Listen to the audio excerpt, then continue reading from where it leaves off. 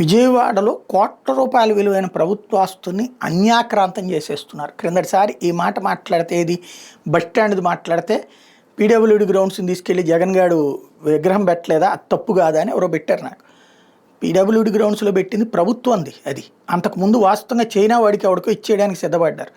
China shopping mall అని చెప్పేసి దాన్ని తీసుకొచ్చి జగన్మోహన్ రెడ్డి తీసుకొచ్చింది ఏంటది, అంబేద్కర్ విగ్రహం పెట్టి ఆ కిందనే అన్నీ నడిచేటట్టుగా ఏర్పాటు చేశాడు. తద్వారా దాన్ని ప్రభుత్వం దగ్గర ఉంచాడు కానీ అమ్ముకోలా తను. అది చేస్తే ఖచ్చితంగా తప్పనేవాడిని. అదే సందర్భంలో ఆర్టీసీ బస్టాండ్ని తీసుకెళ్ళి లూలు వాళ్ళకి ఇచ్చేయడం ఒక ఎత్తు అయితే, ఇప్పుడు దేవాదాయ శాఖకు సంబంధించినటువంటి భూములు వేరే వాళ్ళకి ఇచ్చేస్తున్నారు. అది ఎగ్జిబిషన్ సొసైటీ. యాక్చువల్గా గతంలో ఎగ్జిబిషన్ సొసైటీ అనేది ఉండేది. ఆ ఎగ్జిబిషన్ సొసైటీ పీడబ్ల్యూడి గ్రౌండ్స్లోనే ప్రతి ఏడాది ఎగ్జిబిషన్ పెట్టేది. ఆ తర్వాత దాని మీదన సంపాదించిన టికెట్ల డబ్బులు కావచ్చు, స్టాల్స్ డబ్బులు కావచ్చు, వీటన్నిటిని డిపాజిట్ చేసి అక్కడ Krishnaveni exhibition college, exhibition society college కూడా, పాలిటెక్నిక్ కాలేజీ కూడా నడిపింది. అట్లాగే అనేక చోట్ల భూములు కొన్నది.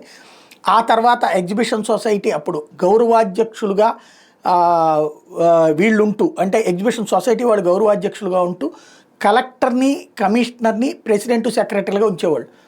అప్పట్లో సురేంద్రబాబు కమిషనర్గా ఉన్నటువంటి సందర్భంలో తర్వాత ప్రవీణ్ ప్రకాష్ వీళ్ళు అప్పుడు పెద్ద సీనియర్లు, నిజాయితీ కలిగినటువంటి అధికారులు ఉన్నప్పుడు ఈ డబ్బులు దుర్వినియోగమైన ప్రవీణ్ ప్రకాష్ ఉన్నప్పుడు దీనికి సంబంధించి క్రికెట్కి సంబంధించిన ఇష్యూ వచ్చింది.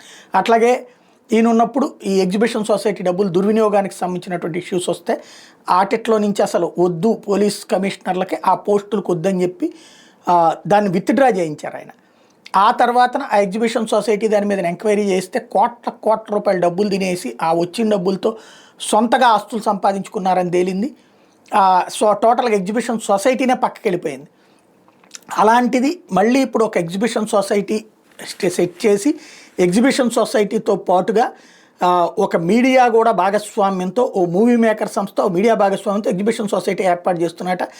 దేవుడి భూమిని లీజ్ పేరుతో 39.99 ఎకరాలు అంటే 40 ఎకరాలు, గొల్లపూళ్ళు అని సర్వే నెంబర్ 454/12Bలో 21 ఎకరాలు, 454/3Bలో 18.99 ఎకరాలు కలిపి 39.99 ఎకరాలు. ఇది మచిలీపట్నం గొడుగుపేట శ్రీ వెంకటేశ్వర స్వామి ఆలయానికి సంబంధించినటువంటి భూమిని ఎగ్జిబిషన్ సొసైటీ పేరుతో తీసుకుంటారట. దుర్గగుడికి వచ్చే వాళ్ళందరూ అక్కడ ఎగ్జిబిషన్కి వస్తారు అన్నటువంటి కోణంలో లీజుకి తీసుకోబోతున్నారట. ఇది ఇప్పుడు సాక్షి రాసుకొచ్చింది. అంటే దేవుడి సొమ్ముని కూడా ఇప్పుడు ఆ విధంగా కొట్టేటటువంటి పరిస్థితి.